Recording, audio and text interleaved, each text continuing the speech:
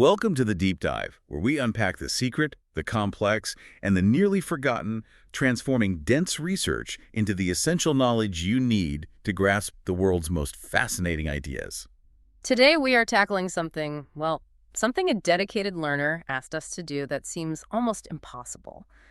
We're going behind the veil to explore the aperita, the forbidden secrets of ancient religion. Specifically, the experiential core of the mystery school. Exactly. This isn't about, the state-sponsored prayers or the big public sacrifices you'd see in the forum. No, we are investigating a spiritual black box that operated in secret for centuries. So our mission for this deep dive is to try and understand the sophisticated spiritual technology these cults develop. A technology designed not just to ask the gods for a good harvest, but to fundamentally transform an individual's consciousness and, crucially, to guarantee their destiny in the afterlife. And that's a huge undertaking, right? Yeah. Because the whole point was secrecy. It's a monumental challenge. The participants took vows of silence that held for millennia. We have no sacred texts from the inner circle, no secret handbooks. So what are we even working with? We're basically detectives, piecing together scattered clues. We have archaeological footprints, cryptic hints in literature, and maybe most importantly, really hostile attacks written by outsiders. Like the early Christians. Right, people who wanted these cults shut down for good. But when you put all those pieces together, a surprisingly clear picture emerges. And it's all rooted in a fundamental dichotomy in the ancient world. Okay, let's start there. That dichotomy explains why these secret groups even needed to exist. So on one side, you've got the exoteric or the civic cults. Right. Exoteric religion was the public stuff. It was mandatory. Its main function was, political and social. Keeping the city stable, making sure the gods were happy. Exactly. Maintaining the pax diorum, the peace of the gods. So the fields would produce, the armies would win, and you wouldn't get hit by a plague. It was a transaction. But running parallel to all of that, you had the esoteric mystery cults. And these were totally different. They were voluntary, they often required intense preparation, they were fiercely secret. Their focus was entirely on the individual soul's destiny. What scholars call soteriology, salvation. And the key word was muesis, a direct, personal, experiential encounter with the divine. So, civic religion protected your life now. The mysteries promised you a privileged status in the next life. They claimed to solve the problem of death. The scholar Walter Burkert had a great way of putting it.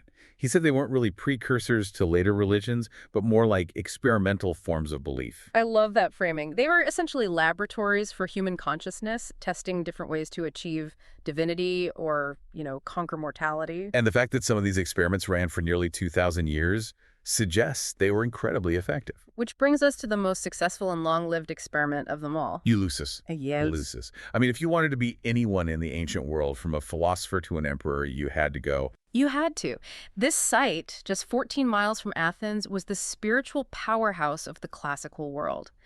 The initiation rites were so compelling that they held their secret for 2 full millennia. We're talking everyone. Slaves, poets, Roman emperors like Hadrian and Marcus Aurelius. The level of endurance for a religious secret like that is just staggering. It really is. And it's a testament to the power of their core message. The genius of Eleusis was how it wove the visible world, the agricultural cycle, together with the invisible one. Life, death, and resurrection. Exactly. And that concept applied equally to the grain in the field and the soul in the darkness of Hades. That whole promise, that contract with the initiates, is laid out in their foundational myth, right? The Homeric hymn to Demeter. Which dates back to around 650 BCE, so it's ancient. The story, of course, is the abduction of Persephone, or Kore, by Hades, the god of the underworld. And Demeter, her mother, the goddess of the harvest, is so full of grief that she makes the earth barren. Right, which forces a cosmic negotiation. Persephone has to spend part of the year in the underworld and part with her mother on Earth. And that myth works on 2 critical levels at the same time. It does. First, there's the agrarian level. Persephone's descent and return obviously explain the seasons, planting the seed in the dark earth and the harvest in the light. But then there's the eschatological layer, the soul's journey. Which is the real promise. The myth becomes a metaphor. The human soul descends into darkness, just like Persephone.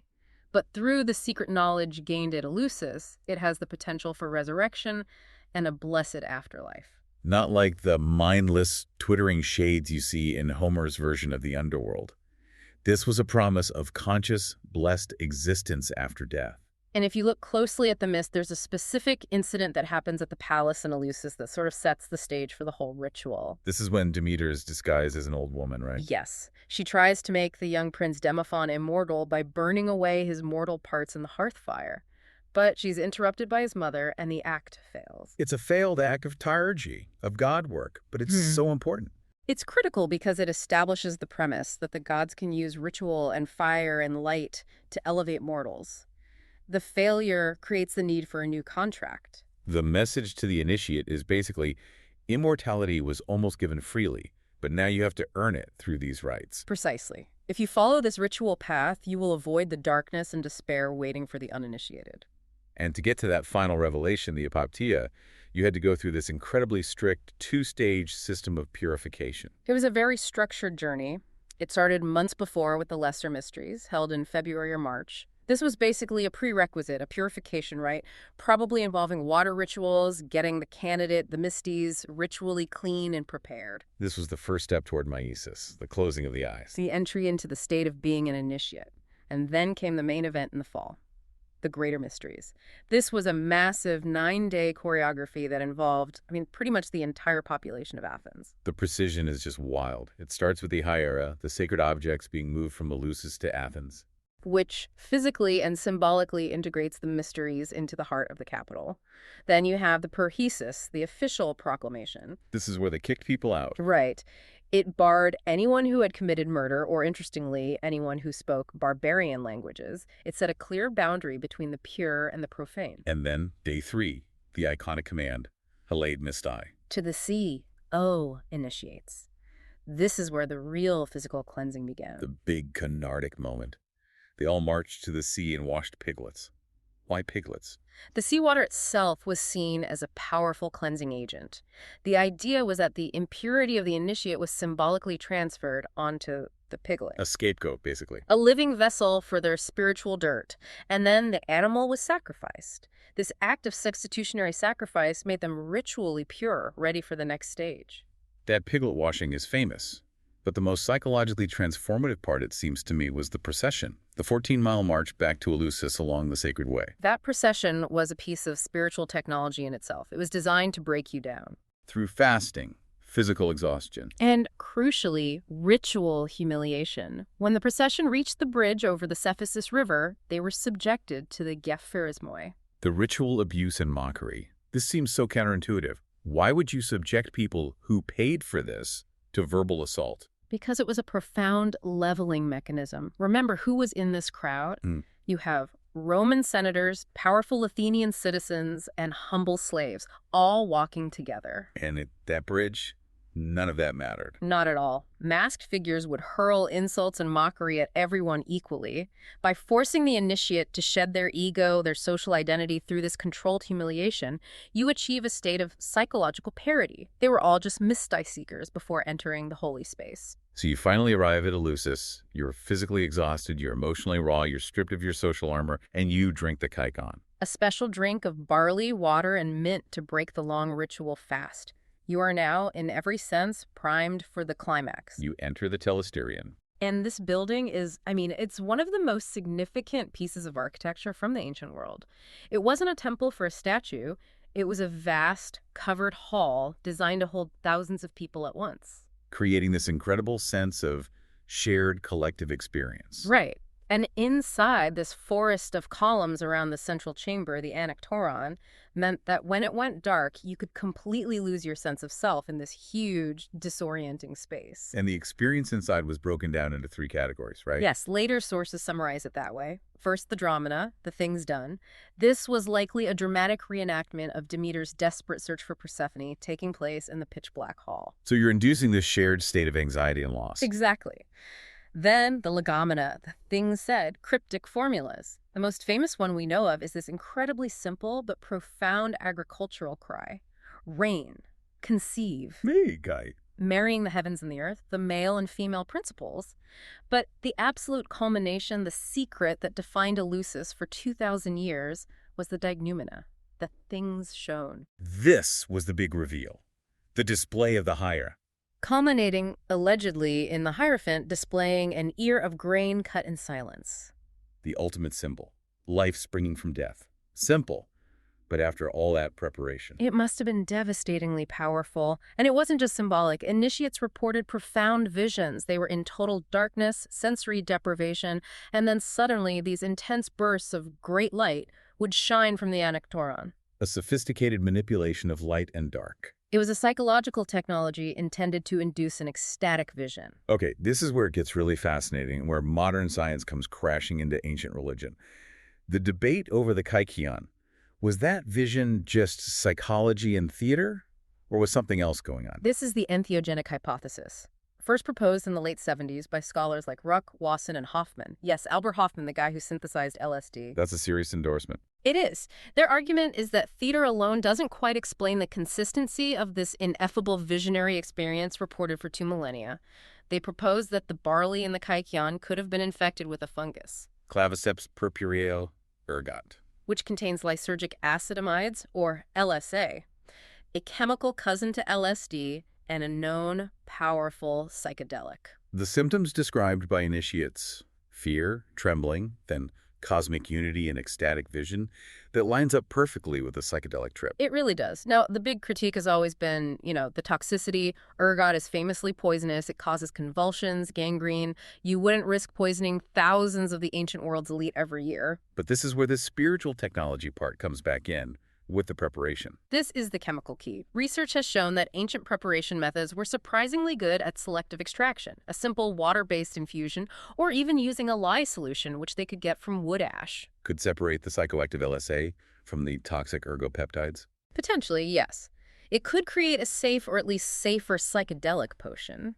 It suggests the people of Eleusis, with their deep agricultural knowledge, might have had a precise, repeatable technique. So the initiation guaranteed a vision. It didn't just hope for one. It shifts everything from faith to guaranteed experience. The takeaway is that this wasn't just theater. It may have been this incredible convergence of fasting, architecture, psychology, and maybe even precise ancient chemistry, all designed to create one undeniable moment of gnosis. So if Eleusis was about the grand agrarian cycle of rebirth, this next wave of mysteries rooted in Dionysus and Orphism gets much more personal. It turns inward. It really does. This is about the philosophical struggle for the human soul itself. And the foundation for it is raw. It's wild. It's Dionysus. The god of wine, madness, ecstasy. The goal here was ecstasis. Literally to stand outside oneself, which would lead to enthusiasmos having the god inside you. It was pure, uninhibited, divine possession. And the rituals were, well, primal, to put it mildly. We hear about Oribesia, this wild dancing on the mountainsides that led to a complete trance state. It was about dissolving all civilized inhibitions, and the most extreme, most profound rituals were sparagmos. Tearing living animals apart. And homophagia, eating the raw flesh. This was a direct, visceral communion with the destructive and creative force of nature itself. It was about intentionally dissolving the civilized ego to merge with the raw essence of the god.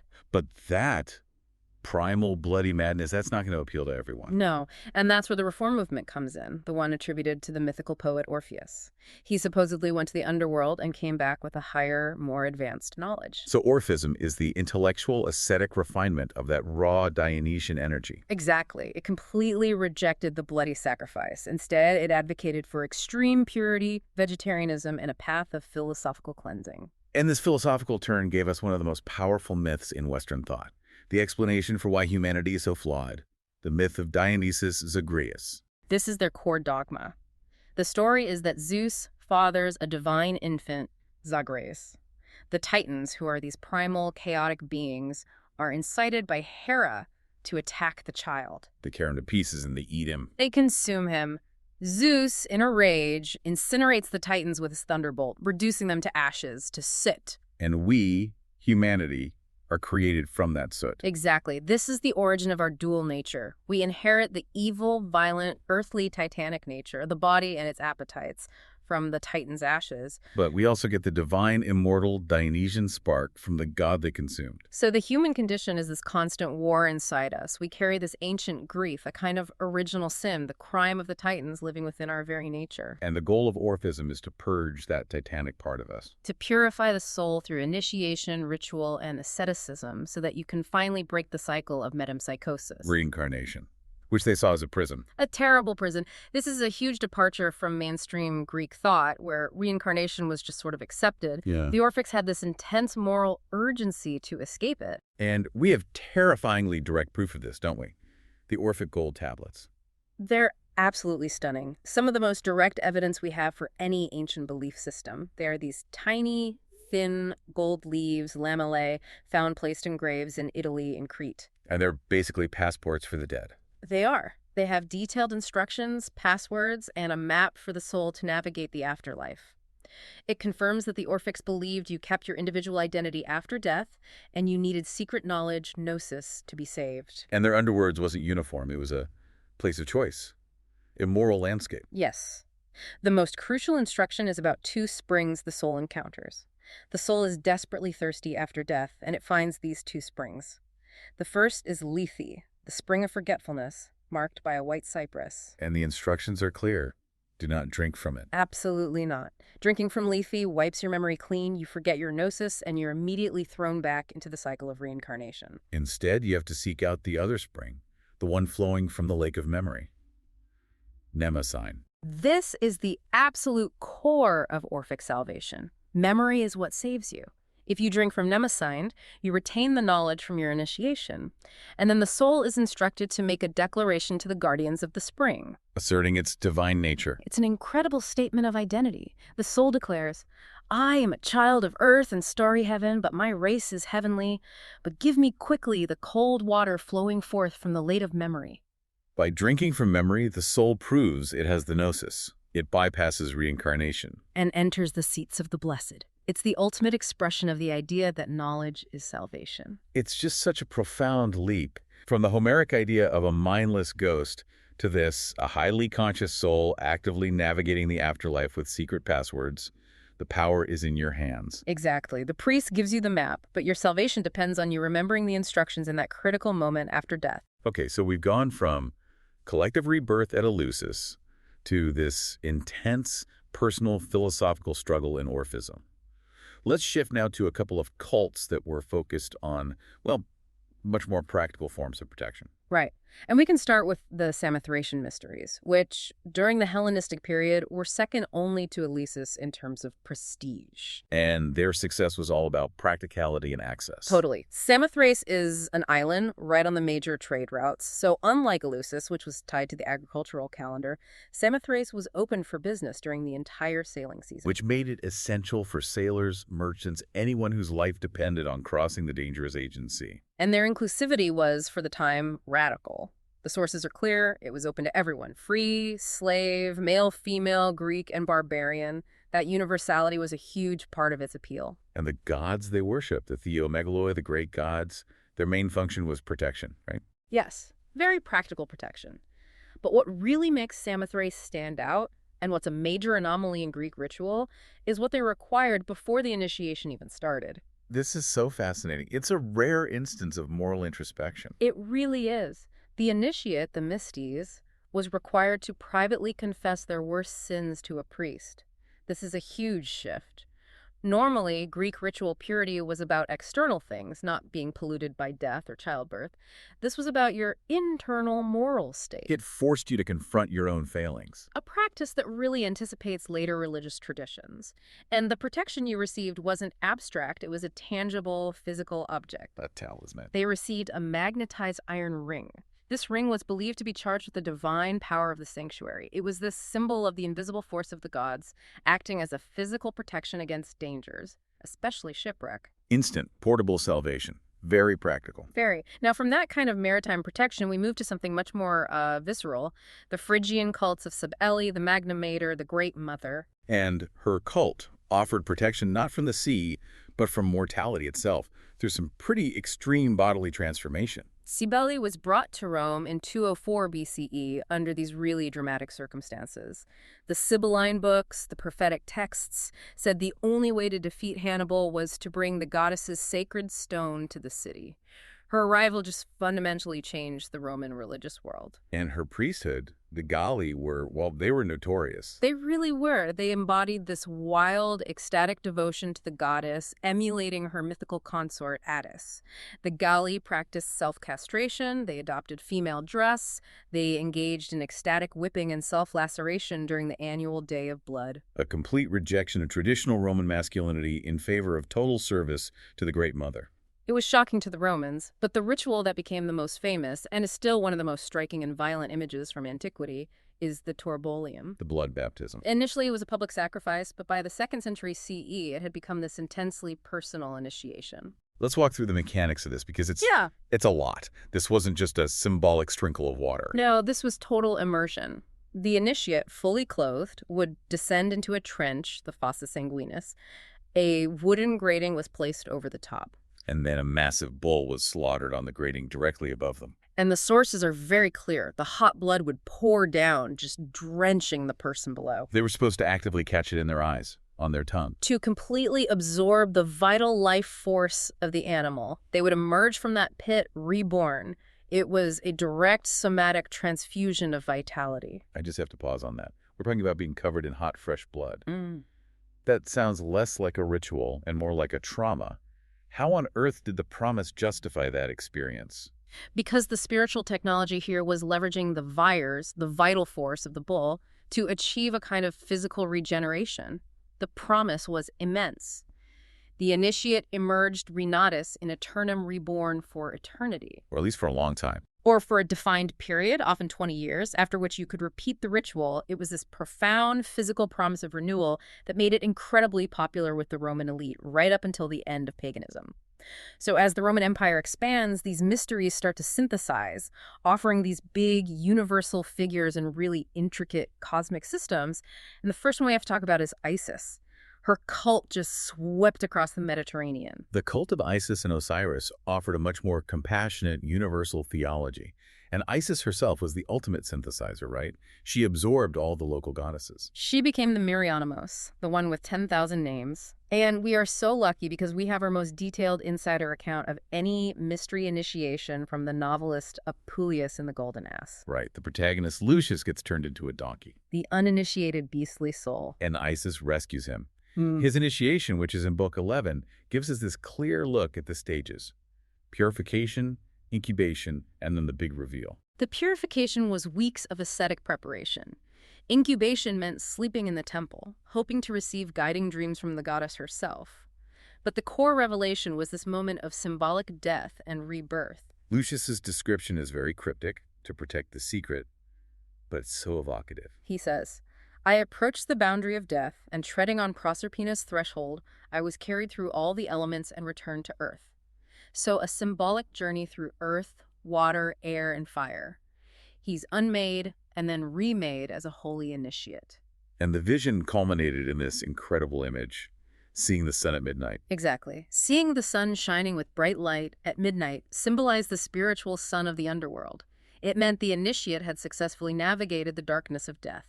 Then, the final act was Lucius being dressed in the Olympic stole. A robe embroidered with dragons and beasts. And he was presented to the crowd as a living statue of the sun god. He was, for that moment, deified. And the big selling point for Isis, what made her so popular, was her promise about fate. Right. In the Roman Empire, a lot of people felt trapped by determinism, by Heimarmene, or fate governed by the impersonal stars. Isis promised something different. As the one with 10,000 names, she claimed to control fate itself. So she offered her initiates freedom from that cosmic prison. Security against the chaos of the world. It was a powerful message. Okay, let's pivot from the universal mother to the complete opposite. The hyper-masculine, hyper-secretive cult of Mithras. The soldier's secret. Exclusively male, meeting in these underground caves called Mithria. Mithraism is the biggest enigma of them all. We have no texts. We only have their iconography. And the central image in every single Mithraeum is the Tauroctony. Mithras slaying the bull. Surrounded by a dog, a snake, a raven, a scorpion, always looking back towards the sun god Sol. For centuries, this was just seen as some exotic myth. But this is where modern scholarship, specifically the precession hypothesis from David Ulansey, gives us this incredible deep dive. Ulansey argued that Tauroctony isn't just a myth, it's a star map. It's a meticulously coded diagram of the cosmos. So the bull is the constellation Taurus.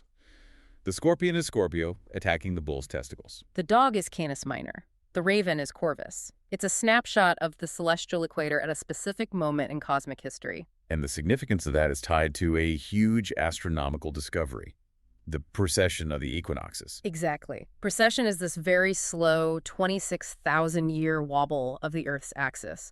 It causes the constellation that rises at the spring equinox to gradually shift. For the ancients, seeing the cosmos itself move was a profound shock. They concluded that if the cosmic axis itself was moving, some god must be powerful enough to move it. And that god is Mithras. He's the cosmocrator, the ruler of the cosmos. He slays the bull Taurus to usher in a new cosmic age. The initiation gave you this secret, cutting-edge astronomical knowledge.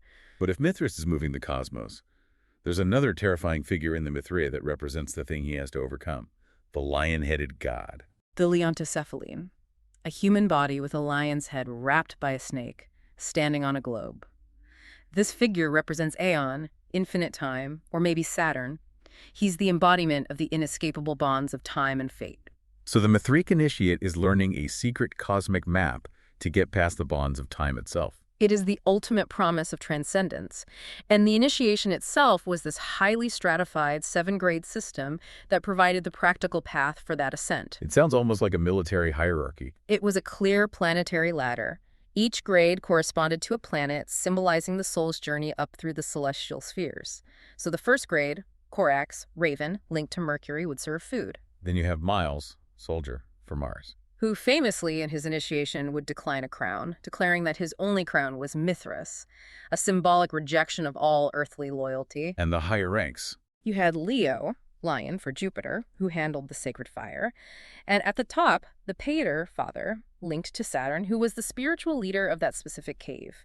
The whole structure was designed to condition a soldier to understand that his ultimate destiny lay in the cosmos, not with the emperor. Okay, we've covered this huge spectrum of ritual from, psychedelic potions to cosmic star maps.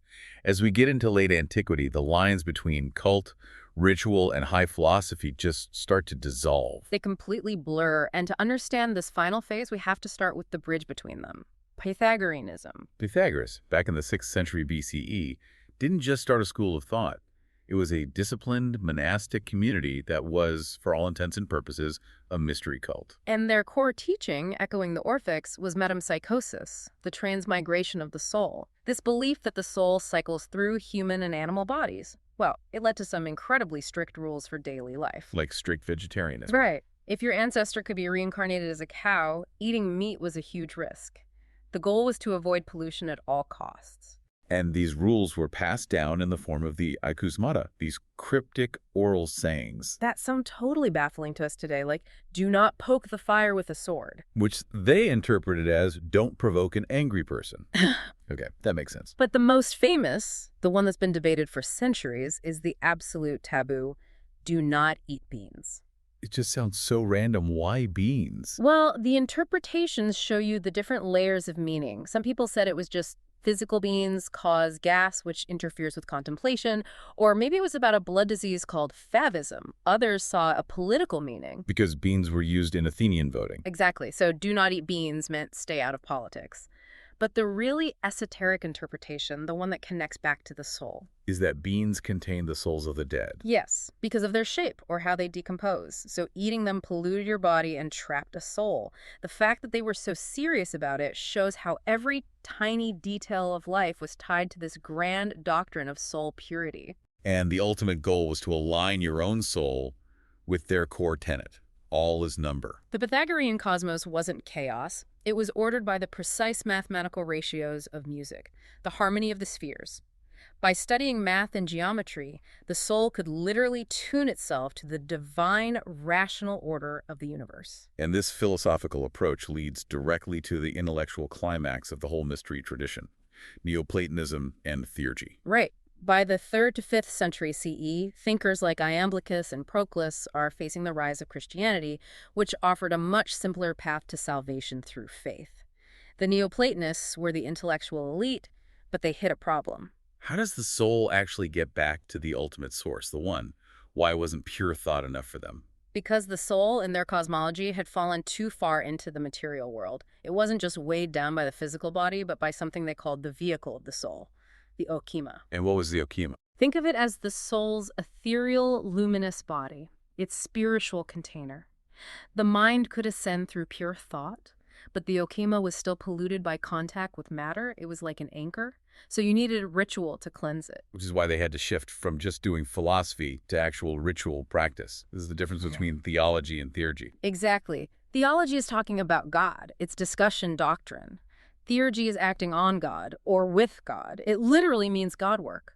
It's an active ritual technology. And the mechanism behind it was this idea of cosmic sympathy. The Neoplatonists believed the gods had implanted symbols or synthemata in the material world, signatures that resonated with their divine essence. So specific stones, herbs, secret names. Right. And if you manipulated these symbols in a precise ritual, you could create a sympathetic resonance and literally draw down divine power, a process called anagage, or leading up. And this all culminates in the most controversial practice of all, something their critics just called magic. The telestic, the animation of statues. This is the ultimate application of theurgy.